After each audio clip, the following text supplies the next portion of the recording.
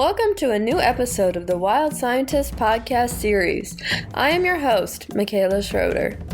Lisa Nicholson was supposed to be here co-hosting with me, but she has lost her voice, so she will be editing behind the scenes.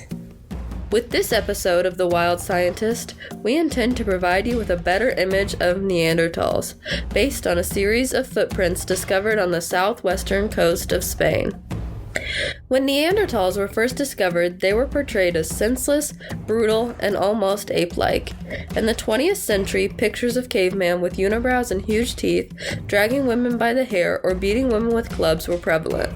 Even after we found out more about Neanderthals, they were still portrayed as subhuman idiots with bad tempers that couldn't do anything right. Neanderthals were also hunter-gatherers, and the prevailing image of that lifestyle is all work and no play. The men hunt, the women take care of the house, and nobody really has any time for fun. However, science's view of hunter-gatherers has changed. In a 2009 thesis titled Play as a Foundation for Hunter-Gatherer Social Existence, author Peter Gray contends that there is an intensely playful, loyal side of human personas in hunter-gatherer societies. So, Neanderthals were most likely playful and loyal as well. Fortunately, a group of scientists headed by Eduardo Mayoral and Ignacio Diaz-Martinez studied 87 fossilized footprints on the coast of Spain that tell a slightly different story. They published their findings in a paper called Tracking Late Pleistocene Neanderthals of the Iberian Coast. The footprints were captured in the sand of the Castilla Beach, about 45 kilometers southeast of Huelva, Spain. They were then covered by thousands of years of sand, which caused them to be set like footprints in dried cement. After many years of blowing wind and crashing waves, the layers of earth that covered them had been eroded away and they were visible again. Stone impressions of the feet that made them. Geologists determined the uncovered level containing the prints forming the Pleistocene era, or about 106,000 years ago. When they figured out the age of the setting, Mayoral and Diaz-Martinez used a specialized drone, equipped with a high-resolution camera that took photos of the footprints. 360 photos in total. It also gathered data, such as measurements and positions. They also went into the area on foot and took photos of schematic drawings, as well as measurements and precise descriptions of each of the 87 fossilized footprints.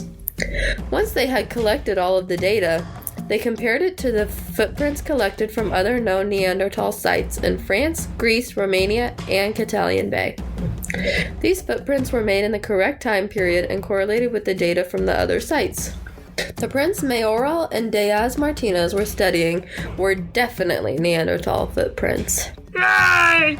Once they had determined who made the prints, the scientists set out to determine how many individuals were walking along the waterway.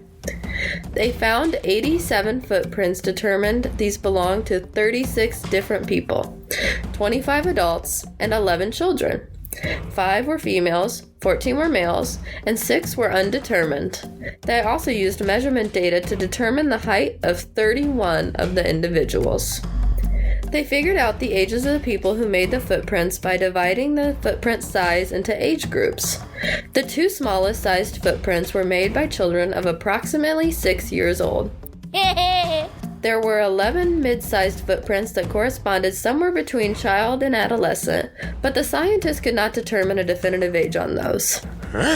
5 other footprints did correspond to adolescent individuals, but were also large enough to be made by Neanderthal females or young males. Finally, the 4 largest footprints were determined to belong to adult Neanderthals.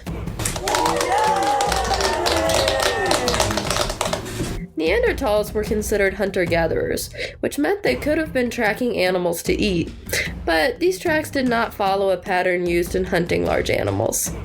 At the time the footprints were made, the area consisted of coastal ponds, and the tracks seemed to show activity was taking place around the pond, so they may have been hunting small animals or waterfowl. However, there were children and adults in the group. The Neanderthal family was quite possibly just having fun and frolicking around the water's edge.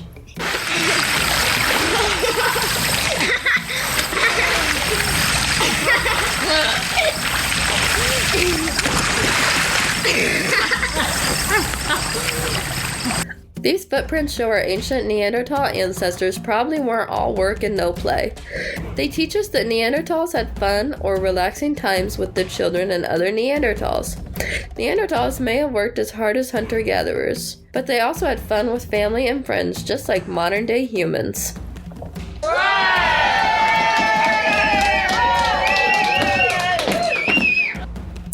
Lisa and I would like to thank you for listening to this installment of the Wild Scientist podcast. We hope we helped remove the ugly stereotype assigned to our Neanderthal ancestors. We also hope we proved Neanderthals weren't all work and no play. We're glad you stopped by. Come back soon.